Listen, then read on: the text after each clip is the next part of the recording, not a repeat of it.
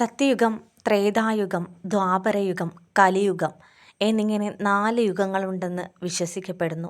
സത്യയുഗത്തിൻ്റെ സമയത്ത് ആളുകൾ എല്ലാത്തരം അത്യാഗ്രഹത്തിൽ നിന്നും, കാപട്യത്തിൽ നിന്നും, നിഷേധാത്മകതയിൽ നിന്നും, എല്ലാ തെറ്റായ കാര്യങ്ങളിൽ നിന്നും, തിന്മകളിൽ നിന്നും മുക്തരായിരുന്നു.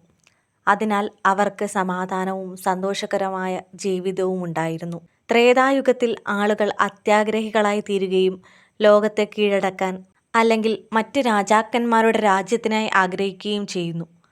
ദ്വാപരയുഗത്തിൽ ലോകത്തെ പകുതിയോളം ആളുകൾ ഇതിനകം തന്നെ ആളുകളെ കൊല്ലുക, മറ്റുള്ളവരുടെ രാജ്യം കീഴടക്കാനുള്ള തന്ത്രങ്ങൾ സൃഷ്ടിക്കുക തുടങ്ങിയ നിരവധി തെറ്റായ പ്രവർത്തികൾ ചെയ്തിട്ടുണ്ടെന്ന് കണ്ടെത്തുന്നു.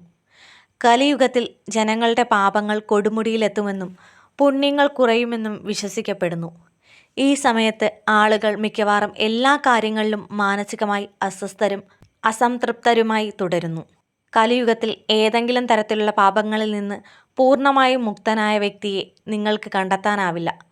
എല്ലാ പാപങ്ങളിൽ നിന്നും ദുഷ്കർമ്മങ്ങളിൽ നിന്നും ആളുകളെ മോചിപ്പിക്കുന്നതിനായി മഹാവിഷ്ണു കൽക്കിയായി ഭൂമിയിൽ അവതരിക്കും എന്നാണ് വിശ്വാസം. കൽക്കി ഭഗവാൻ എപ്പോൾ ഭൂമിയിലെത്തും? ആളുകൾ ചെയ്ത എല്ലാത്തരം പ്രശ്നങ്ങളിൽ നിന്നും പാപങ്ങളിൽ നിന്നും ആളുകളെ എങ്ങനെ മോചിപ്പിക്കും എന്നതാണ് ഏറ്റവും വലിയ ചോദ്യം.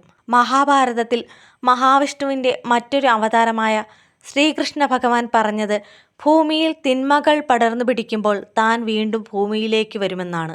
എല്ലാ തിന്മകളെയും സംഹരിച്ച് സമാധാനം പുനഃസ്ഥാപിക്കുന്നതിനായി ഒരു മനുഷ്യ ശരീരം ഏറ്റെടുക്കുകയും ചെയ്യും.